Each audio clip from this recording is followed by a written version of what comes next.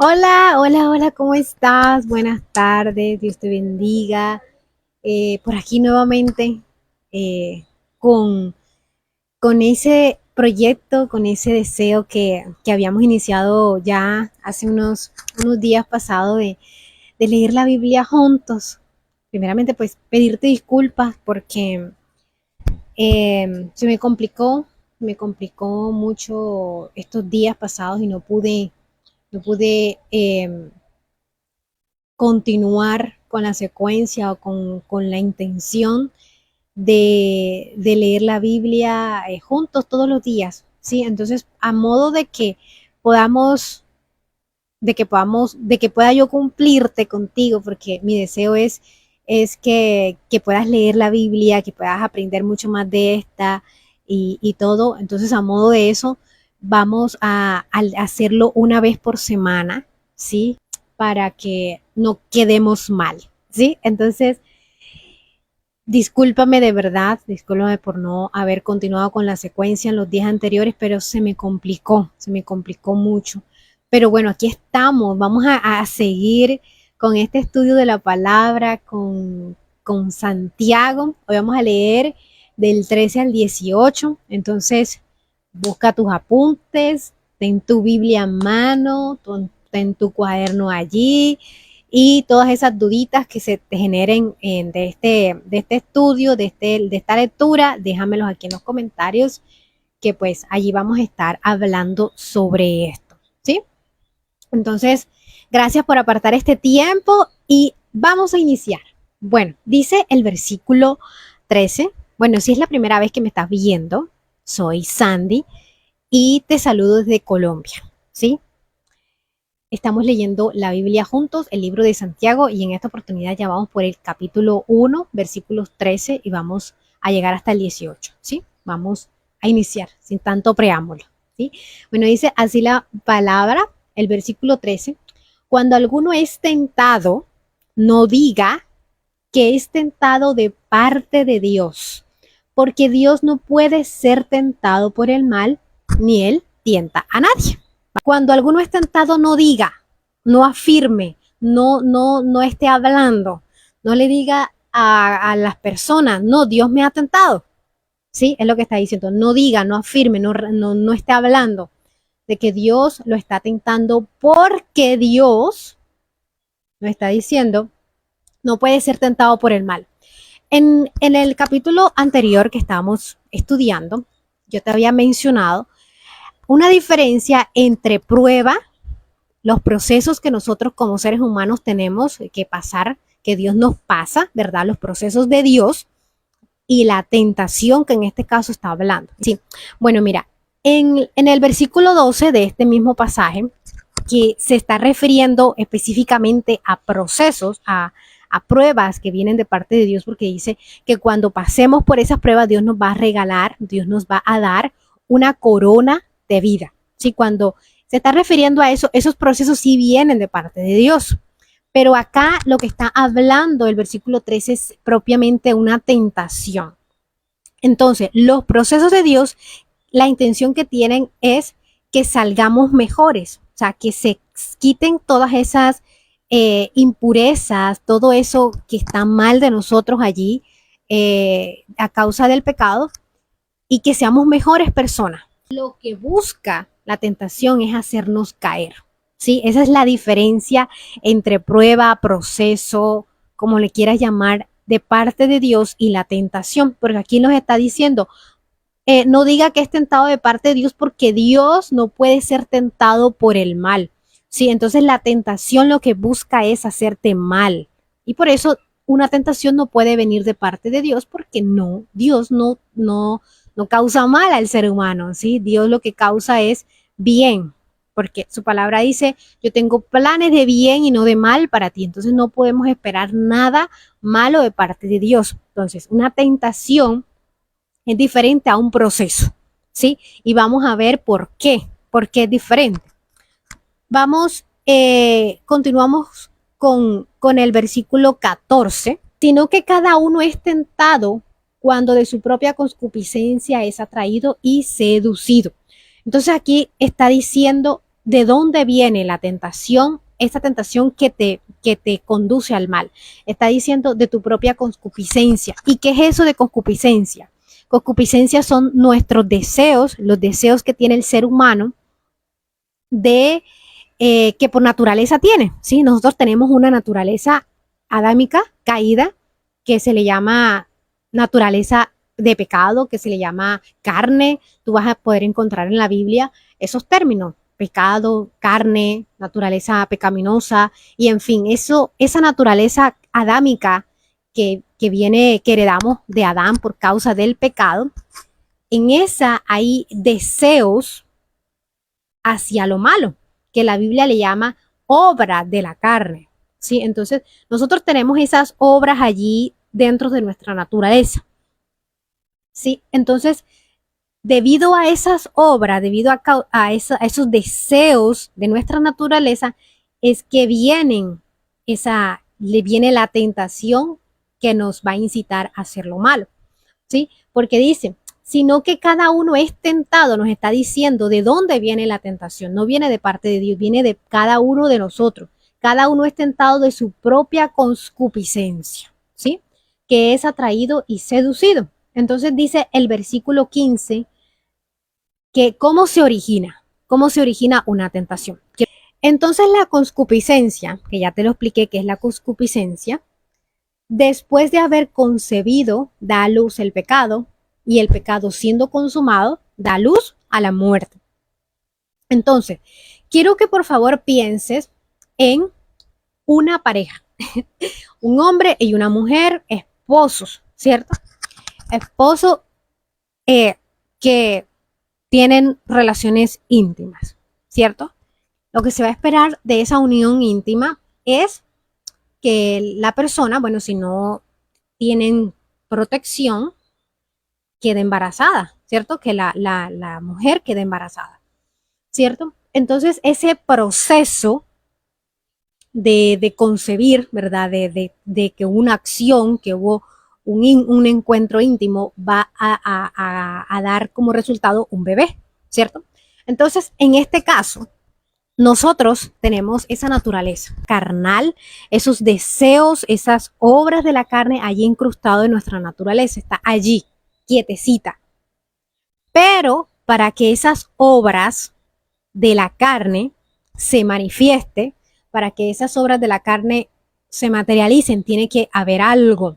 Por eso es que la Biblia aquí dice, entonces la concupiscencia después que ha sido concebida, ¿sí? Entonces, ¿cómo se concibe esos malos deseos que nos llevan a la tentación? Cuando nosotros estamos en nuestro teléfono, lo más común ahora, en las redes sociales, haciendo scrolling down, estamos allí viendo y vemos una publicación que para nada nos conviene, pornográfica, podríamos decirlo.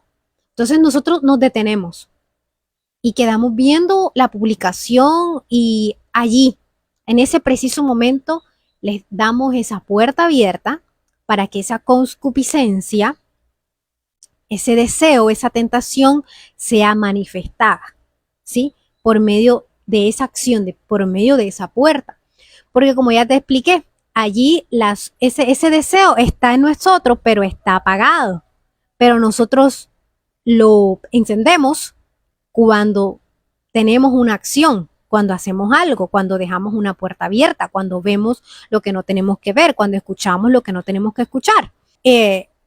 Una vez, después que ha sido concebido, da a luz el pecado. Es igual, cuando está el proceso de gestación, ¿cierto? Se va a esperar, es un bebé, ¿cierto? Si no se interrumpe ese proceso de gestación, el bebé después de un tiempo va a nacer, es igual. Entonces después dice, después que ha sido concebido da luz el pecado, y el pecado siendo consumado da luz a la muerte. Entonces, esta palabra consumado quiere decir que ha llegado a su proceso completo, o sea, que el tiempo, vamos a llamarlo de gestación, ha sido culminado completamente, o sea, es perfecto, sin interrupción. Es igual, después igual en el ejemplo del bebé. Si el bebé llega a su periodo, a su periodo de gestación normal, los 9 meses, él va a nacer, ¿cierto? Él va a nacer, eso es algo normal. Entonces, al igual en este caso, que el pecado, después de que ha estado nuestra mente y no ha ido una interrupción de que se esté gestando, de esa gestación de ese pecado, cómo, cómo nosotros, cómo le damos continuidad a esa gestación de ese pecado, viendo continuamente ese deseo que entra en nosotros, ¿cierto? Cuando lo alimentamos, al igual que en el bebé, o sea, quiero que es lo más claro que puedo utilizar, al igual como el bebé, o sea, si nosotros con el bebé se está cuidando, se está alimentando, se está haciendo todas las cuestiones que se necesitan para que nazca sano, él va a nacer sano. Entonces, al igual que en el pecado, que la tentación, si nosotros estamos alimentándolo, él va a nacer, ¿sí? Él va a nacer. Por eso es que dice consumado, cuando llegue a su término de gestación. Entonces dice, una vez siendo consumado, da luz a la muerte. Si caemos en una tentación. Que por ejemplo, el caso más normal o el caso más normal, no, el caso más común que yo podría explicarte es, por ejemplo, las infidelidades entre parejas. Yo pienso personalmente que una infidelidad no fue algo que pasó de un momento a otro. Fue, eso vino de antes, ¿sí? Porque como acá lo estamos viendo, es un proceso. Para que ese pecado nazca, tiene que haber un proceso de gestación. Y cuando ya ese proceso termine, es que pues falta cualquier cosita que nosotros hagamos, enseguida caemos. Pero fue porque hubo un proceso antes y que nos hizo caer en pecado, que nos hizo caer en la infidelidad, que nos hizo caer en lo que sea, ¿sí? Pero es porque hubo un proceso. Y así se origina la tentación, por medio de que nosotros le abrimos una puerta a ese deseo de nuestra naturaleza pecaminosa, por medio de lo que vemos en nuestras redes, por medio de lo que estamos escuchando, por medio de lo que hablamos, por medio de nuestros sentidos, físicamente hablando, nosotros originamos esa tentación, ¿sí? O que le damos ese acceso para que esa tentación tenga vida, ¿sí? Entonces dice algo, continúa diciendo el 16, amados hermanos, no erréis. Y quiero que podamos ver esta parte que nos invita la palabra a no errar. Toda buena dádiva y todo don perfecto desciende de lo alto, del Padre de las luces, en el cual no hay mudanza ni sombra de variación. ¿Sí? Entonces aquí nos está invitando la palabra no erréis, pero no erréis en qué. En que toda buena dádiva, todo don perfecto viene de Dios. Es decir, todo don perfecto es esos talentos que nosotros, con los que nacemos los seres humanos, ¿sí? No sé si tú conoces alguna persona que dice que canta, wow, canta hermoso y nació con ese don. O sea, no fue que estudió, no fue que hizo algo, no fue que calentó, no es nada, nació con ese talento de cantar.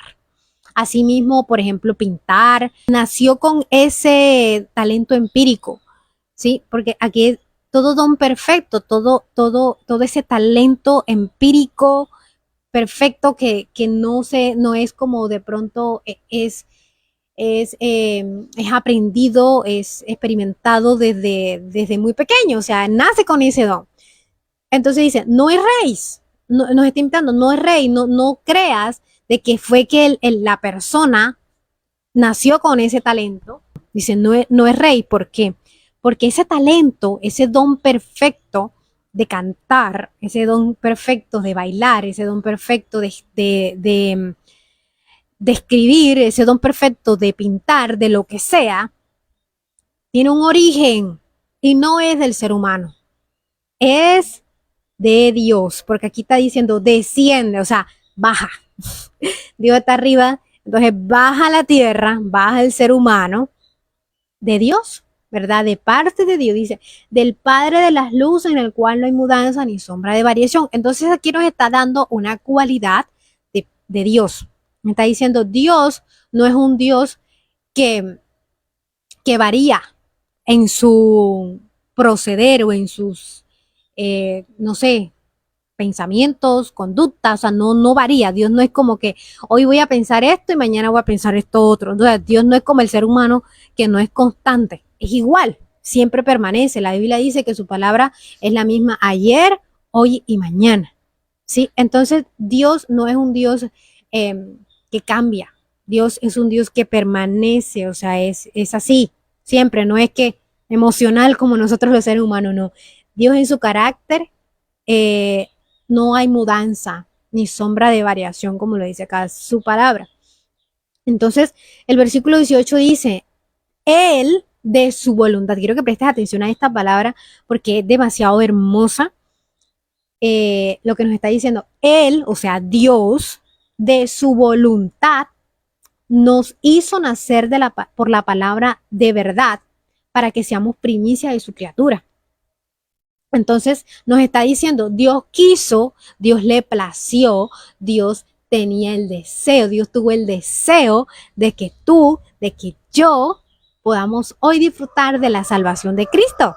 ¿Sí? Porque Él está diciendo, Él de su voluntad, o sea, no fue que hay que se la impusieron, no, porque el ser humano, no, Él quiso, inclusive la Biblia dice de que mucho antes de la fundación del mundo, Dios creó buenas obras para nosotros.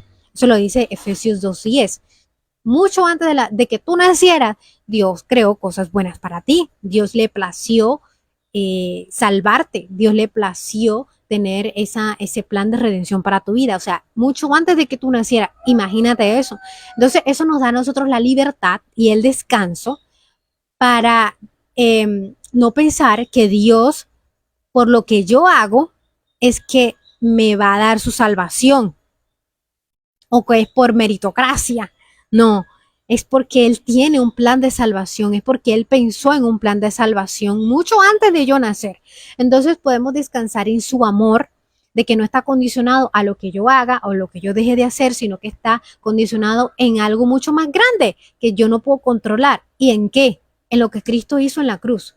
Porque aquí nos está dando, nos está diciendo que nos hizo nacer. ¿Por qué? Por la palabra de verdad. Y la palabra de verdad es Cristo. Dice la Biblia en Juan capítulo 1 que el verbo se hizo carne, que la palabra se hizo carne y que el verbo era Dios y el verbo era con Dios. Entonces se está refiriendo específicamente acerca de Cristo. Es decir, que nos hizo nacer por ese evangelio de salvación, por esa buena nueva, por lo que Cristo hizo en la cruz. Entonces, debemos entender que a Dios le plació que tuviéramos ese plan de salvación. Él quería, Él lo deseaba, ¿sí? Y Él desea también de que las otras personas que para las cuales pensó ese plan de salvación se salve. Porque la Biblia dice en Juan 6 que la voluntad de Dios, o sea, que lo que Él quiere es que no se pierda ninguno de los que le dio a su Hijo para que resuciten el día final, sino que tengan esa salvación. Entonces, Él quiere lo que yo deseo con todo mi corazón de pronto que de todo lo que hemos hablado tú te puedas quedar, es Él quiere que tú seas salvo. Él quiere que tú seas sanado. Él quiere que tú tengas eso que en el momento necesitas.